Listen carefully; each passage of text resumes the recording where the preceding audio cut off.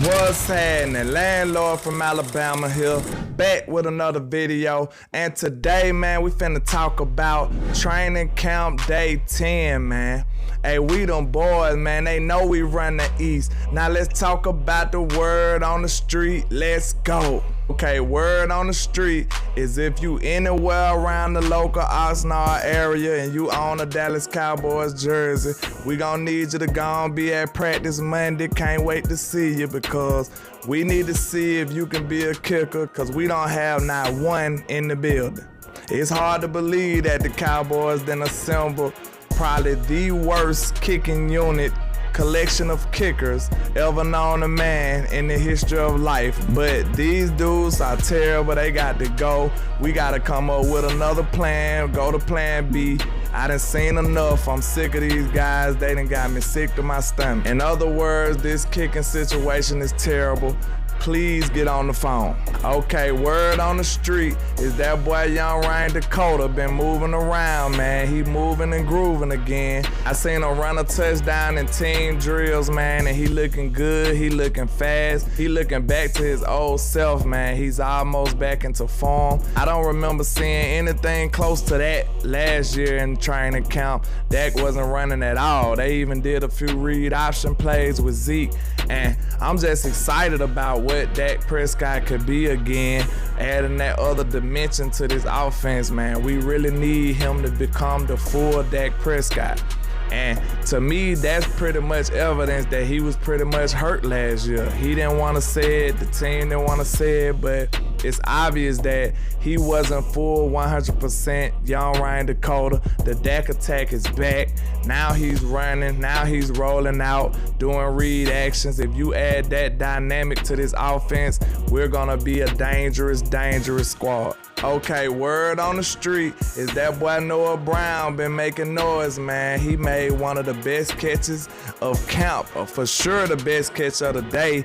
He made it all over the dude head down the sideline. I think it was from Will Greer, but that was a tremendous catch, man. Noah has been one of the most solid players in camp. According to a lot of people, he's winning that third receiver battle hands down. Noah Brown has been the most consistent receiver outside of CeeDee Lamb, which is kind of surprising, but it is what it is, but you ain't hear that from me. Okay, word on the street is this boy Dennis Houston, man. I haven't touched on him yet, but he's been probably the biggest surprise of camp. It seems like Dak is pretty fond of him. He trusts him. He feel like he's reliable. He went to him back to back in a team drill. I think Trey Diggs was covering him, and it was a very tight window. It was a very small opening, but him and Dak made it work. They got the connection and completed 2 straight balls on Mr. Diggs. But he has found a way to get into Dak's good graces, man. Dak is very comfortable with him, and that bodes well for a UDFA player like him. It's almost certain that he will be on this roster. When Dak likes you, he's gonna find a way to get you on this 53-man roster. But now, since he's been doing so good in camp, all we doing now is waiting to see how he performs when the lights are bright. Will Houston have a problem when you put the focus on him when it's game day, when it's time to shine, when it's time to take your moment?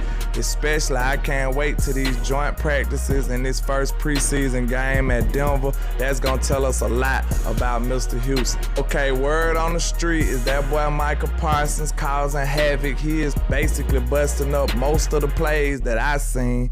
Micah coming off the edge, and the team just gotta say he don't count and just let the play keep going because they wouldn't be able to get hardly no plays off. This defensive line has been dominant, not just Micah. It looks like Tank Lawrence been doing his thing. A lot of players been causing havoc, causing problems for our offensive line. But for the most part, it seems like our boy Terrence Steele, the second-year starter, he's been the victim of most of this carnage that they've been causing, from what I heard and from what I've been seeing. So we're not going to be too hard on Mr. Terrence Steele, but he is going up against some top-notch caliber players, and Micah Parsons and D-Law.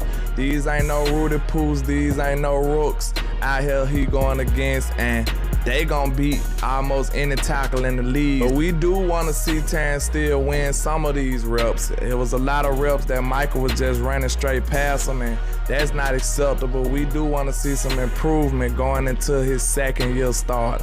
But that's all I got for you today, man. Just holla at your boy, Landlord from Alabama, with the same handle on all social media. And like I say, 1K, one love, Cowboys Nation. Let's go.